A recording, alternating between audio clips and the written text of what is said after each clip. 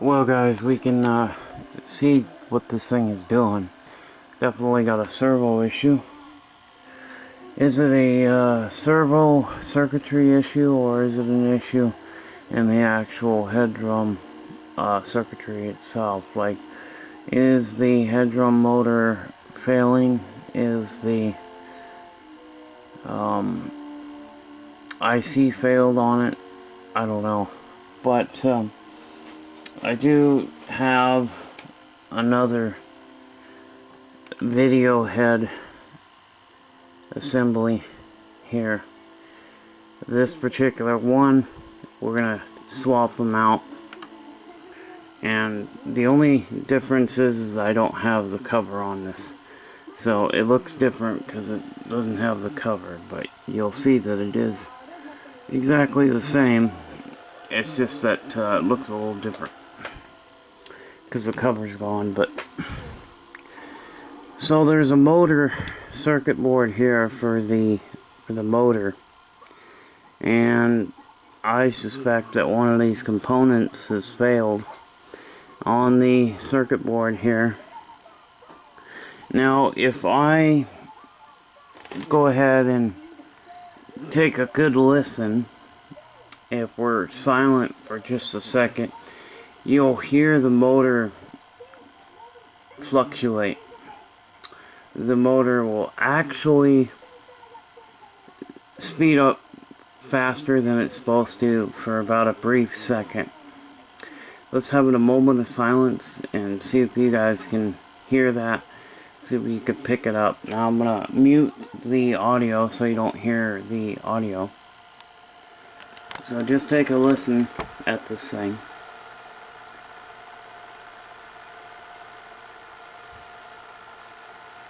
You hear that? I can hear it. I'm sure you can too. Inconsistency in the speed of the head drum. And I knew that it was not a capstan issue, because if you turn off the BetaHiFi is done with the video heads, you turn that off and you get the regular mono audio and it sounds really good. If it was a capstan issue, the audio would be messed up on the linear as well. So because the linear audio was not affected, that really kind of heads me into the direction of the video head not spinning proper speeds. And you can see that it will stabilize itself for about a half a second, maybe a second, and then it starts to fluctuate. And if we do the tracking here, the tracking isn't doing anything. We can adjust this tracking, and it's not really doing anything. It's still doing what it's doing. So what my theory is that it was something going on with the circuit board on the actual drum motor itself. So this is something that I want to explore. Now, one thing I don't know is I don't know how good the video heads are on this one. I'm not sure. Now this is a 4-head unit, and that's why it's got good pause, because it's got a 4-head unit, and that's pretty damn good pause for a 4-head unit. Of course it's gonna have good pause on a 4-head unit. Hell, it'll have good pause if it was a 3-head unit. But 2-head units didn't pause worth a shit. So that was the reasoning for adding the extra heads. The extra heads were not necessarily there for picture quality. They were there strictly so that you have these cool playback functions that you could do, like perfect pause and perfect slow motion, and that's what a 3-head or a 4-head. A 4-head's gonna look the best, but a 3-head will do the same thing. It'll have good pause and it'll have slow motion, but the 4-heads are always going to be superior, because what you have here is usually the 3-heads you'll have like 2 A heads and a B head, and then with the 4-heads you'll have 2 A's and 2 B's. So that's how that works. First thing we gotta do is, and you guys probably have noticed, I have found my Sony camcorder, so now we can get good quality images again, and the repairs will look so much better. First thing we need to do is go ahead and eject it. And we're so close. We're like really close to having this thing working 100%. We're just so close. So, first thing to do, let's go ahead and unplug it. Okay. Now, the cool thing about NEC is a lot of the parts were actually interchangeable. This particular power supply, the video heads, the cassette housings, all these are interchangeable with other NEC machines. The SuperBetaHiFi is interchangeable with the regular BetaHiFi, the 70 EU. This is the 65 EU. The 65 and the 70 EU both share the same power supply, same heads, same cassette housing, basically the same everything, and which is really cool. Even the circuit boards are interchangeable. There's probably a couple other models out there that will share the same components, but I'm not really sure. But I do know that the servo boards and things like that, it's all the same. So they basically standardized the parts for these different models, which I thought is really cool. That was a very smart move on NEC's part. Okay, let's get this bottom panel off here.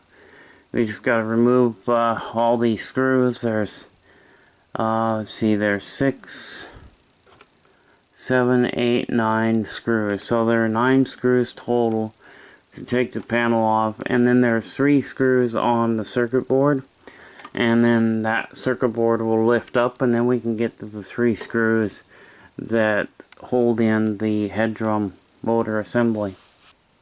Alright, we got the panel off. We got the panel off now. We got the 3 screws, one there, and there, and now we can get to the head drum motor. And what we'll need to do is remove the little shielding plate there to access the 3 screws. So it just simply comes off quickly, just like that. It just kind of snaps into place. So next thing we need to do is get the 3 screws out. Now there's going to be a couple things on top we'll need to do as well before we can remove the head drum motor assembly here. So as you can see, there is a screw there, and then there's a screw right up there. So we got 3 screws. Take them out, disconnect the connectors, and we'll hook up the new one and see what happens. Yeah, one thing to note though, these screws do have springs on them. These are spring-loaded screws. They also have a washer, a flat washer that goes on. So when you take them out, you'll see the spring on the screw, and you'll see the small washer. The washer goes on first, and then the spring, and then the screw, but the screw goes into the spring. So I'll show you when I take it out. As you can see here is the this has got the washer on the tip here, and then there's this little spring. Thing that we gotta do is just disconnect this here. Okay, so we just need to take this screw off here to disconnect these two wires here that are going to it, and then that should be it, and we should be able to just raise this up and pull it out. Alright, so this is off, and now you can just grab hold of it, pull it out. Now you're gonna have careful here because you got, there we go. So there we go. So I'm gonna actually, and rubbing alcohol will take that mark off the drum there. You can see that this one's kinda really nasty looking. I'm wondering if maybe the tape was also having a problem sticking to the drum, because it's pretty shiny, and then it's also pretty dirty. So there's the original one, and here is the new one here. And as you can see, they are exactly identical. So we'll go ahead and see, this has actually got there's a color change here, so I can see where the other one screws into. So we'll just drop this into place here. Now you gotta be careful because these some people will take these guides off, but there's guides here that sometimes can get in the way. Some people will take these guides off. I leave them in place because they were set from the factory, and I don't want to mess with those guides. These guides are in a certain spot so that they so the guides don't go in too far. Alright, now we can just go ahead and put this back on here. Got it hooked up at the top. One thing that concerns me is this piece right here. It looks like it's slightly bent, so I'll have to bend that back in place. But so we're gonna put the screws back in, and then we'll reconnect the bottom, and we'll see if we get any kind of results. Screws are in, and connections are on. So let's test this thing out and see if my theory might have been correct, or do we have to go to the circuitry and find out what's going on there.